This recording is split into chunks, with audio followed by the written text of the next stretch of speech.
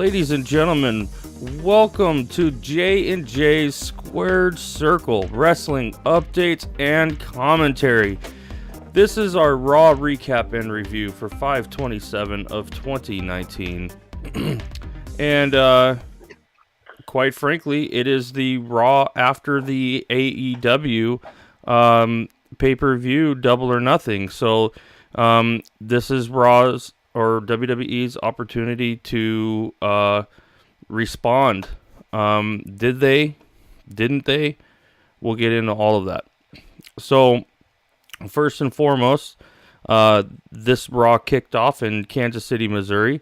You know, kind of a iffy crowd. I think the entire crowd was kind of hoping that WWE would respond in some way to the kind of, I guess, punches that AEW threw.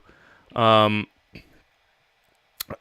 it started off right off the bat honoring all the fallen soldiers for Memorial Day, and I think I speak for John as well when we want to give a nice big shout out to all of our fallen soldiers that's fought for us for Memorial, in honor to them, thanking them for allowing us just to simply be able to do this show. That's what Memorial Day is all about, is remembering those fallen soldiers. And I just want to say, from me having a lot of family that's been in the military, I want to give a big thank you to all the veterans. It starts out right off the bat. Kofi Kingston comes out to the ring.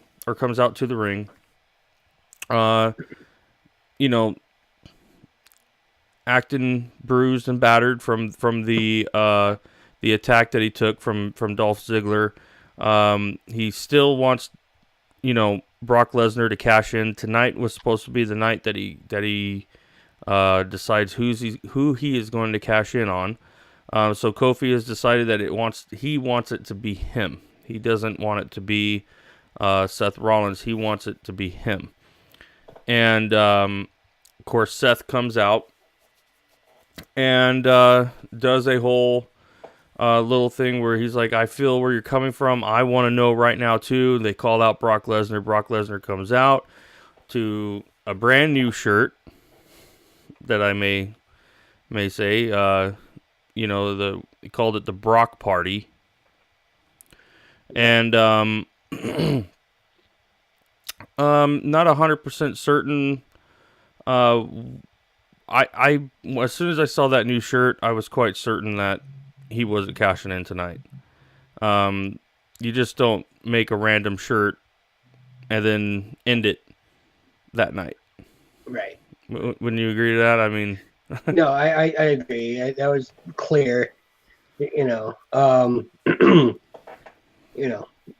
they're not gonna, like you just said, they're not gonna make a new shirt then end it that night because guess what? No sales. Yeah. I don't think too many people are gonna buy Brock Lesnar stuff anymore anyway. But that's just my opinion. Yeah, I absolutely agree.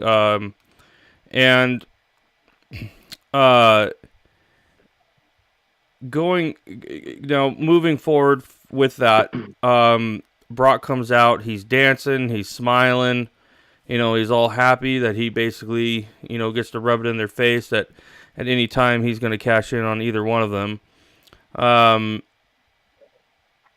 And he's he has installed subwoofers into the backside of the briefcase, and he's literally walking around like it's an old school boombox, and he starts to play Kofi's music, then he starts to play Seth's music. Seth's pretty much completely done with it and has decided that he's not going to listen to it anymore. Ends up walking away, and then Brock and Paul Heyman start to throw a little bit of a temper tantrum. And they say, well, we're not going to announce it right now, and you can thank Seth Rollins and his, little blah, blah, blah. interference and temper Well, tantrum. just walking away, not letting Brock have his fun. And that left Kofi in the ring by himself, in which here comes Dolph Ziggler again attacking him. This time, Xavier comes out to help Kofi out. And, after all of this takes place, Dolph, I think, gives one of the best promos he's ever cut in his career. I think he's gotten a lot better since he came back from vacation. He's gotten a lot better doing his promos and his antics. I mean, it's believable that he's angry and he's jealous, with this character. I've been enjoying it for the past week now. I've enjoyed it, and I really like to see what they do with him, to be honest. Yeah, I agree. I think I really think that he's stepped up, man. I guess this little break has kind of done him a little bit of justice. He's ready and willing to put it all out there on the line. I mean, the passion is just super high, and I think that's what he needs to get the push that he deserves. I don't think he's going to win at Super Showdown, but this was obviously a huge promo, you guys, for Super Showdown, for their matchup. Yeah. You're going to see kind of a theme here as we go along. Moving on from there, you guys, give me 1 second here. I had it here. Right after that, they put up a huge video package for Randy Orton, Triple H, promoting Super Showdown. It was like a 7-minute video or something like that. It was just super ridiculously long. It's kind of hard to pack in Randy and Triple H's history in 7 minutes, but they attempted it. And have you noticed that not one have cut a promo on that match yet? Not one person has. Yeah, not one. And I'm not 100% certain that Triple H is ready, because the entire WWE universe is expecting him to make some kind of a smart-ass remark on the dig that's been done to him, But I don't know. We'll see. But the very next segment to come up, Shane McMahon, he decides, he's actually planned on wrestling tonight. Doing his whole thing tonight, but this time he's a bit of a bitch, and he comes out with Drew McIntyre. This was your match card here. If you guys aren't familiar with this gentleman on the left here, his name is Lance Anoy. He is actually a part of the Samoan dynasty. He's, did I say that right, John? No. What's his last name? How do you say his last name? N-O-I. Huh? N-O-I. Okay. N-O-I. N-O-I. Okay. So he's related to The Rock. He's related to the Usos. He's related to obviously Roman Reigns. You know who his father was?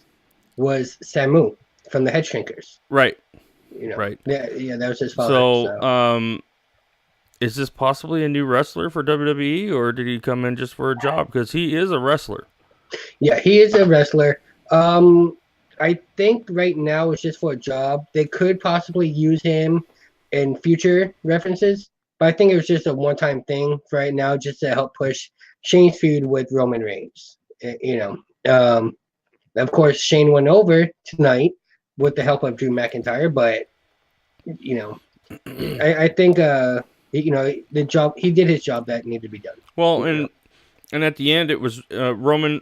So what ends up happening is Drew McIntyre gets involved right off the bat, bumps him around a little bit, causes some harm to Lance. throws him back in the ring. Basically one thing leads to another. And Shane is basically just humiliating him in front of everybody.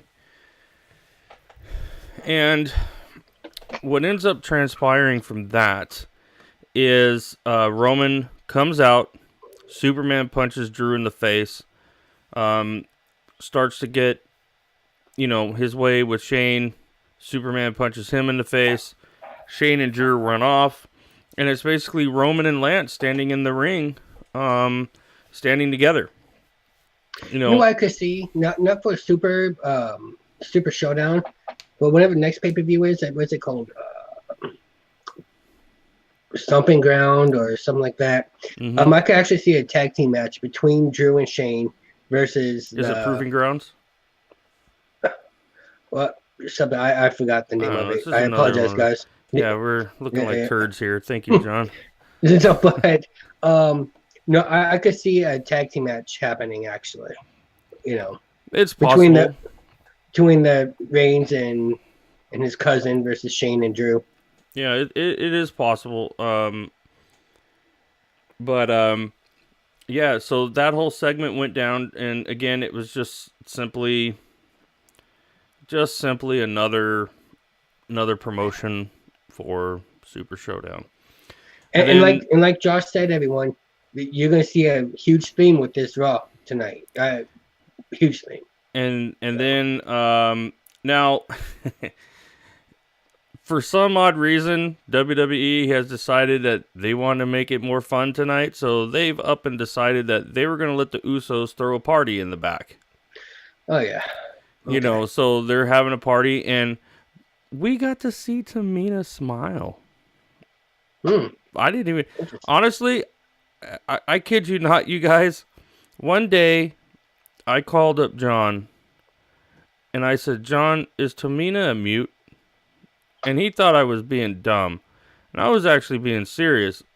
I never heard that woman speak a word in my life. So I was just wondering if she was even born with a voice. I wasn't trying to knock her, but she's never said anything. So of course, he answered, yeah, she could talk, she's not disabled, which I was quite certain she was, but hey. Anyway, we got to see her smile and talk tonight. So, hey, win-win for us. We got to see something new from Tamina. What do you know? She's adapting her character. There you go. After 7 years. That's all it took was a smile and a few words, and she's already growing her character into something new.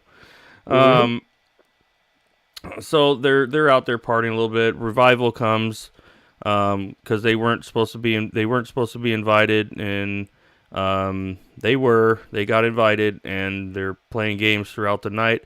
I'm not going to go back over all this again with this party, but what ends up happening is R-Truth comes in, crashes it, and then a whole bunch of people come and try to attack R-Truth, and then they run off, ruin the whole party.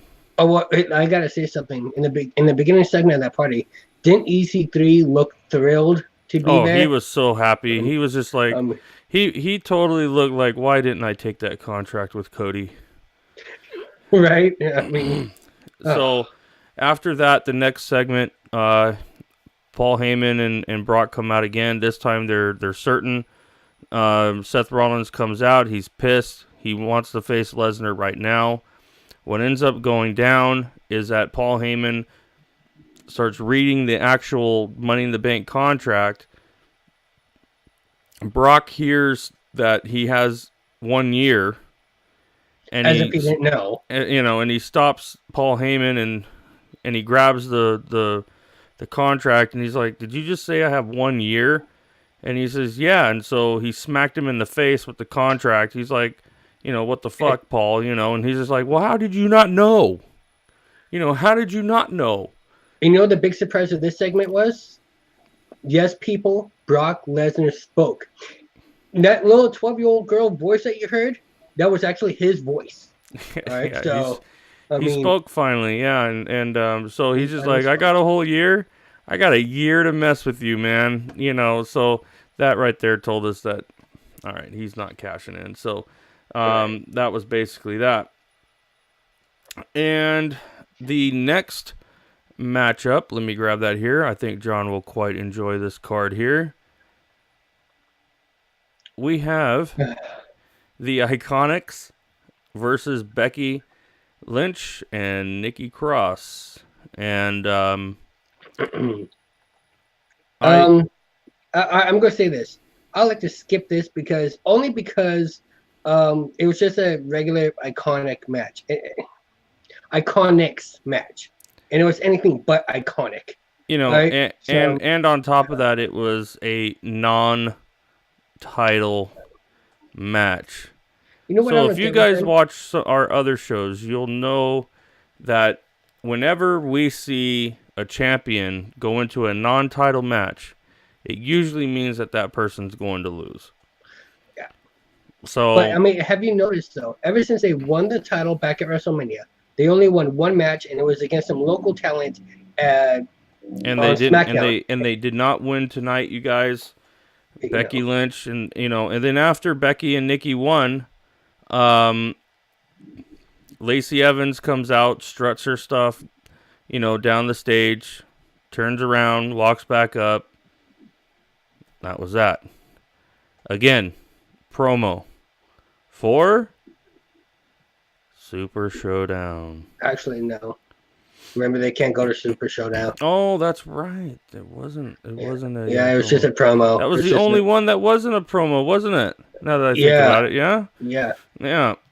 So, it yeah, it was a promo, but it wasn't for Super It was a Showdown. promo, but it wasn't for Super Showdown. Yeah, Yeah, yeah. So, good for them for not being able to go to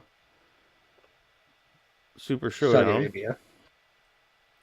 And we're sent back to the party again. We've already talked about all that.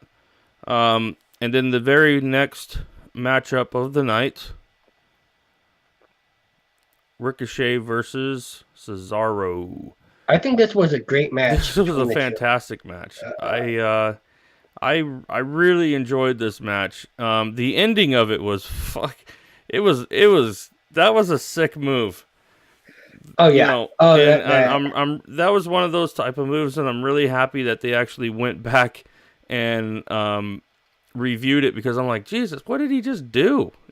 Right, right. Like I'm like I couldn't figure it out. It was bizarre, and he basically Ricochet basically jumped up onto the apron in a handstand, put his legs up over Cesaro, lifted himself up like Cesaro was going to powerbomb him, and then basically Hurricane Rana'd him for a 1-2-3.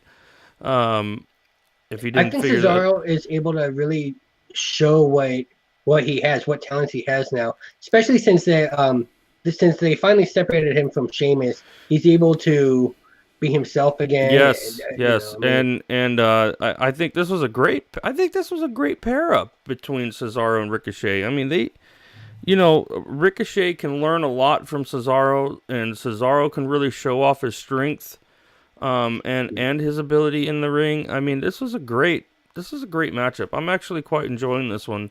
Last week's was just as good. yeah. Obviously Cesaro getting on top. Then tonight it was Ricochet. Um, you know, um, I really appreciated it. It was But Ricochet, he could have good matches. I mean, ever since he's become a singles wrestler on the main roster, he's had great singles matches, whether it's with Andrade or Cesaro or whoever. I mean, he could well, hold his own. Ricochet's a He could easily hold phenom his own. anyway. He's amazing. Yeah, absolutely. I mean, just a really good pairing. So moving on from there, you guys, we had a fatal four-way between Braun Strowman, The Miz, Bobby Lashley, and Baron Corbin. The whole point. Now, this was a fatal four-way elimination match. The winner of this match goes on to face Seth Rollins at what? Everyone could guess. Super Showdown. Super Showdown. So, Braun Strowman and Bobby Lashley basically eliminated themselves. You know, Right. um, Double count out, you want to at say, or at the just same maybe walked out at the fighting? same I don't at know. the same time, Yeah, which left the Miz and Corbin. The Miz carried this whole match. Period. very talented, and he suffered another loss, but he's Yeah, very, very the talented. Miz carried every one of these guys through and through. This was the Miz's match. He was the smallest guy in the ring, and he outperformed every single one of them.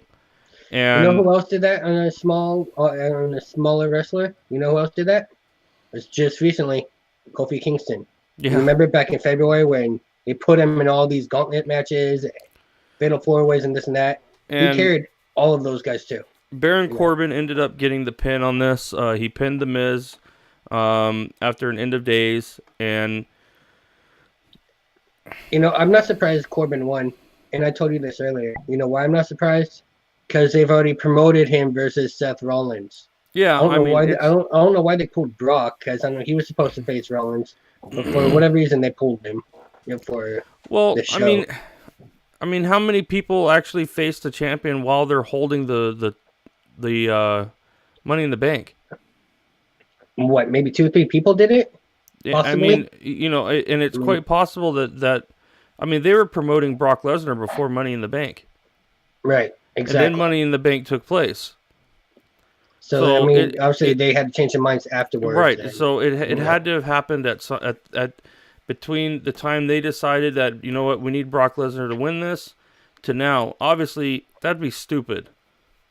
Mhm. He get the title and he has the Money in the Bank.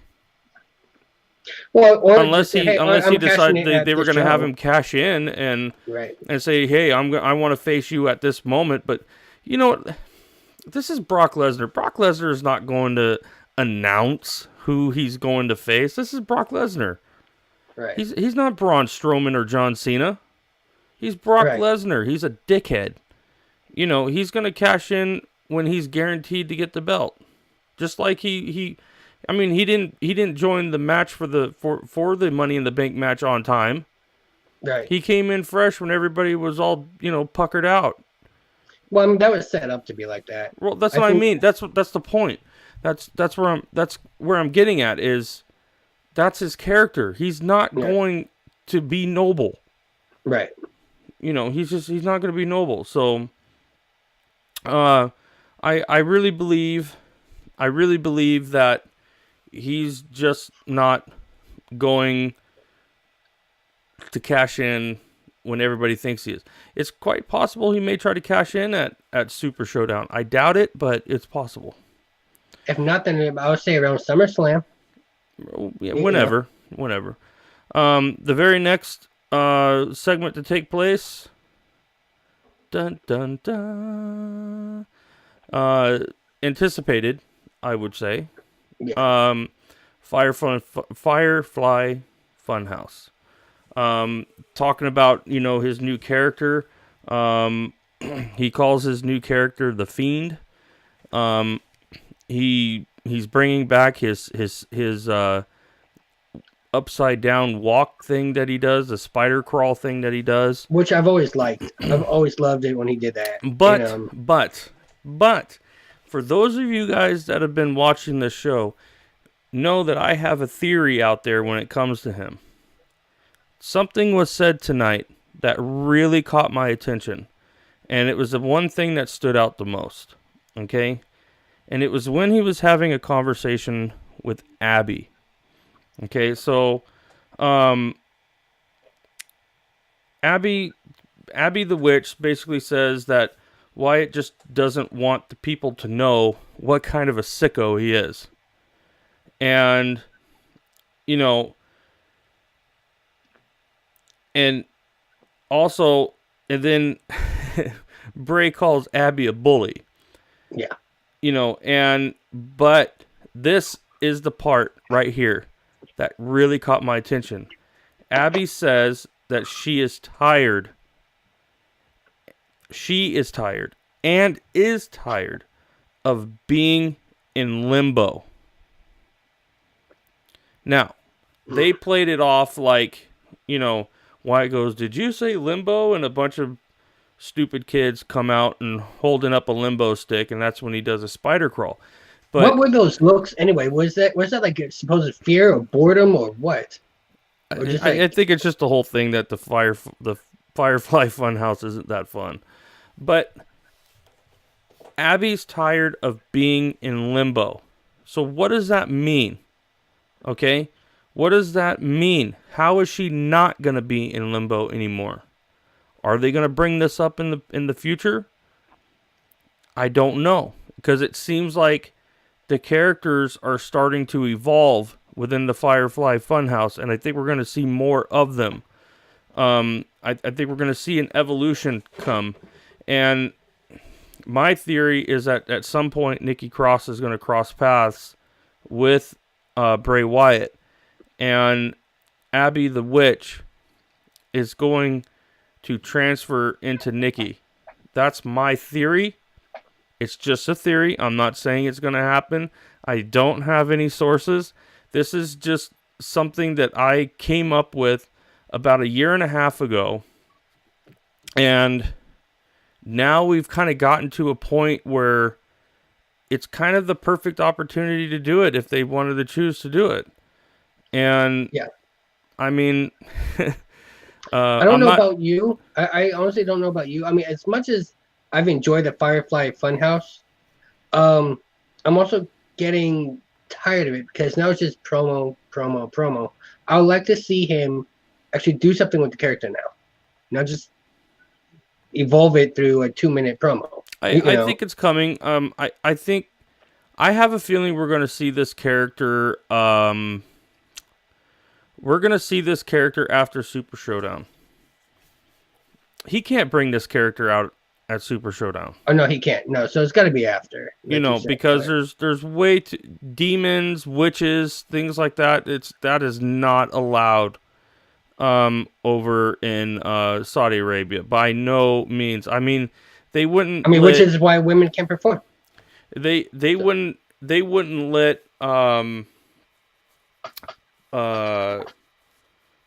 Aleister Black just because of the fact that he has a religious tattoo.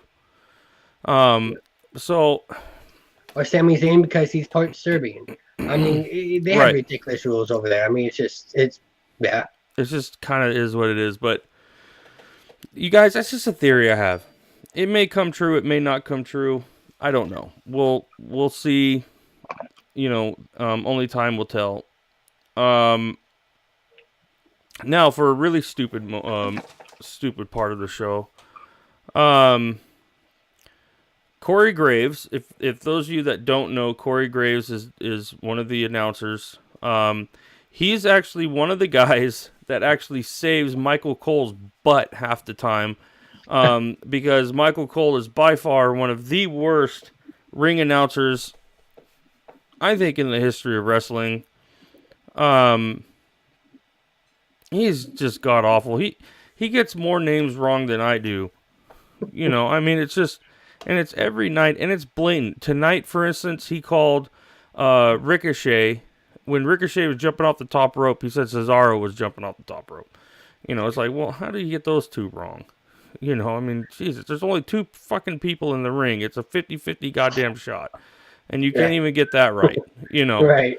So, I'm surprised he didn't call him by the referee's name, So, but anyway, Corey Graves has a brand new segment, show within WWE called the Electric Chair. And his guest tonight for the Electric Chair was Sami Zayn. And basically the essence of the Electric Chair is to whoever sits in the electric chair takes any and all questions and they have to answer it.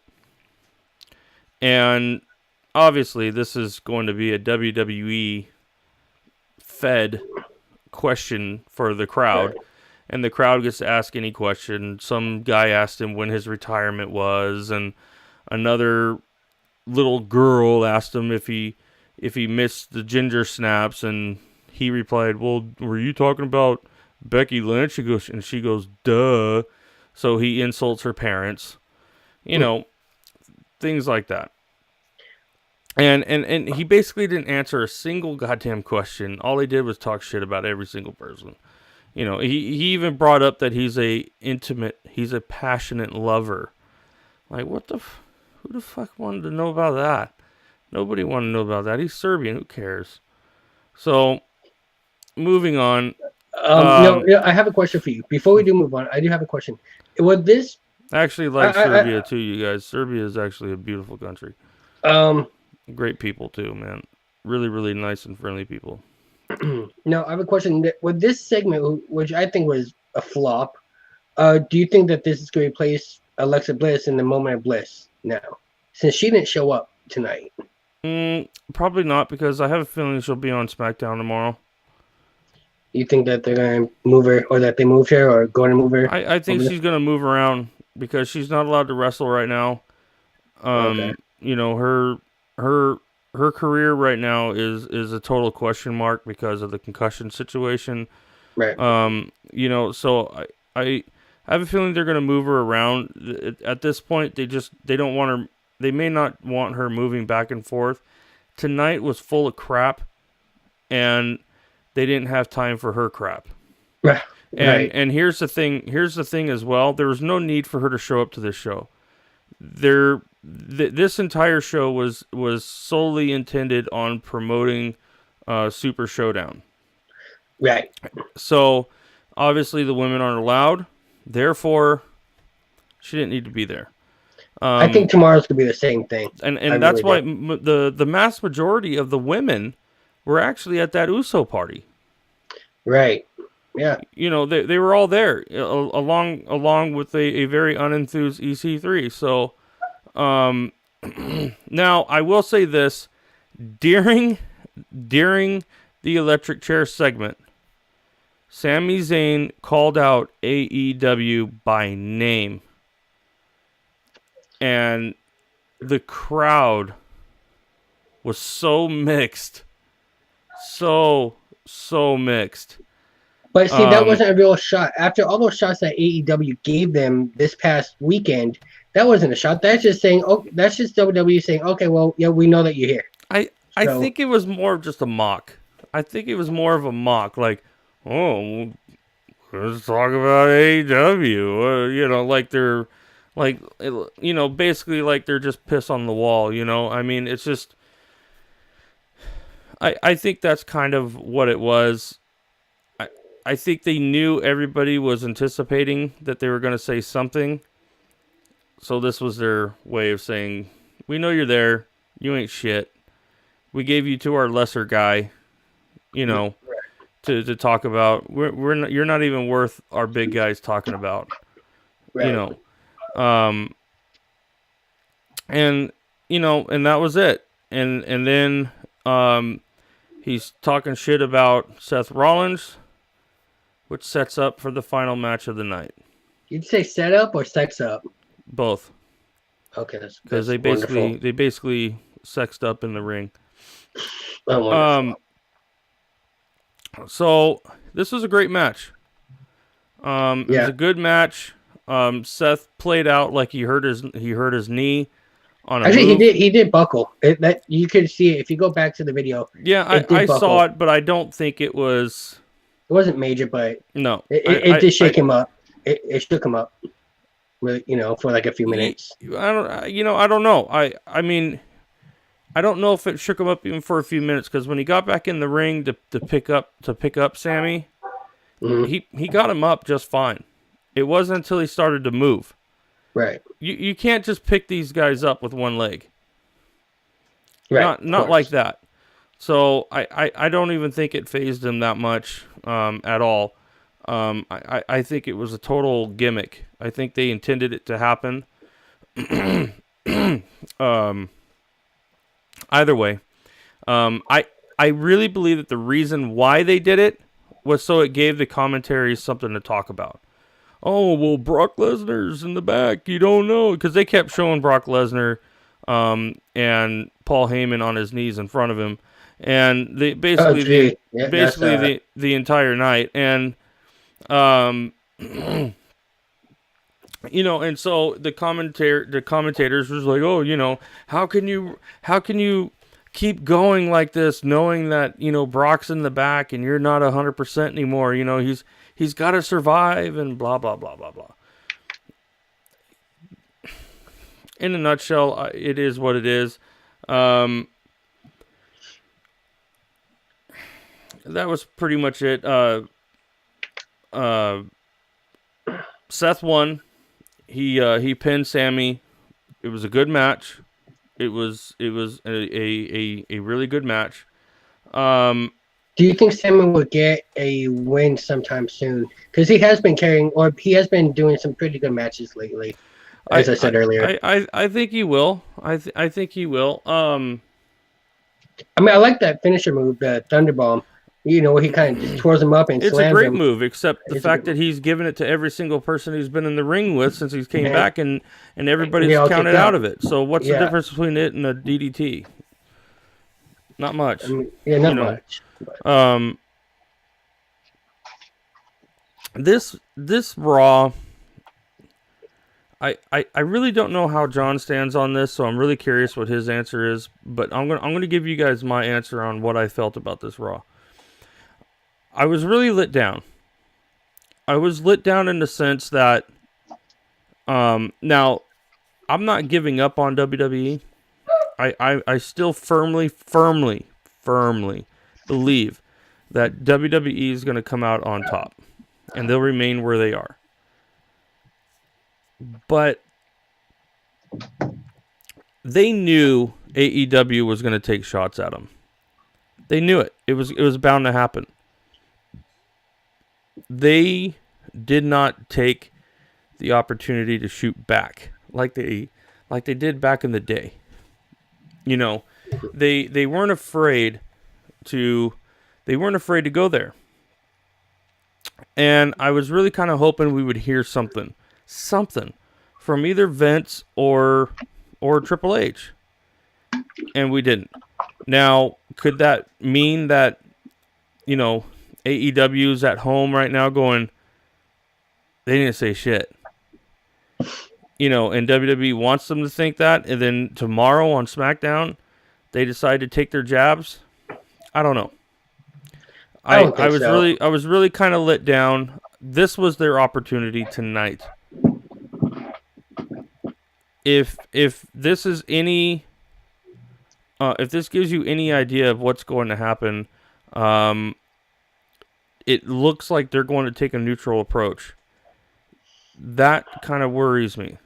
I think they need to take an aggressive approach. They need to start unveiling these big characters that they've been building up, and they need to start building really good feuds with really good wrestlers. Bring in the action, make it happen for these guys. What do you think, John? No, I agree. I was really let down with tonight's show as well, because like you and probably many others, I had expected WWE to take shots at AEW, especially after what happened on this past weekend, but they didn't. The only thing they said was, well, why don't you ask me about AEW? Wow. That's no shot at all.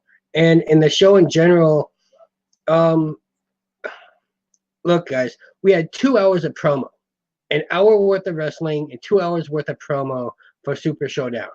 And, I just expected a lot more. And I have a feeling tomorrow night on SmackDown is going to be the same exact thing. They're not going to mention AEW, or if they do, it's going to be very little, maybe like 1 or 2 comments, and build up Super Showdown. That's it. I'm not expecting much. I'm hoping they'll do something, but I just don't think that they will. Yeah, I agree. I agree. Absolutely agree.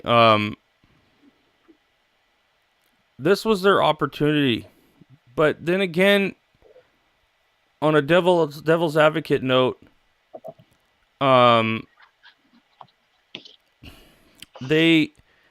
AEW's only put out 1 show. Well, 2, if you count All In. Right. No, that's 1 show. But this is the first live show. Oh, yeah. The first live show, the first live pay-per-view show, because the other one was more of a house show. Right. But this is the first live show that they've done. I think after the next pay-per-view, and if they continue to take shots at WWE like they did this past Saturday, WWE will respond. Well, the big thing for them is again, I'm playing devil's advocate here. They may just be sitting back waiting to see what the storyline progress is going to be, because right now they're just putting up matches. That's it. There's no storyline content to it, and they're just throwing up matches. Even indie has storylines. Right. Even indies have storylines. So, we'll see. We'll see.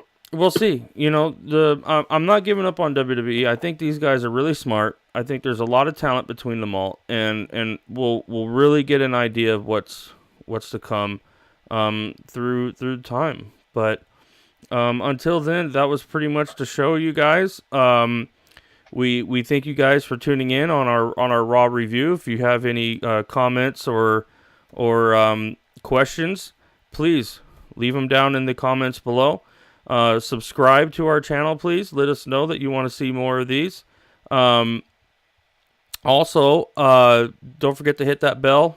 That way there you guys can get notified on when our shows actually start to come on, and when new shows are posted. So, again, thank you guys so much. We appreciate every one of you for just coming in and listening in on our conversations. It means a lot to us. And we will see you guys tomorrow for the SmackDown review. And hopefully tomorrow will be a little bit of a better show. This one wasn't a bad show, but it wasn't a good one either. Right. John, you got anything to say? No, nothing else. Just kind of, again, I'm disappointed in tonight, and hopefully tomorrow will be better. I won't put money on it, but I do hope so, and I hope you guys come back and enjoy our show even better. Absolutely. So you guys, thank you again so much for joining J&J Squared Circle. And one more time, please hit that like button and subscribe, and hit the bell for notifications on future shows. See us again. We will see you tomorrow, live and ready to go. You guys, take care. Thank you. Have a great Memorial Day. And again, thank you to all of the fallen soldiers. You all deserve a round of applause. Thank you guys. Good night.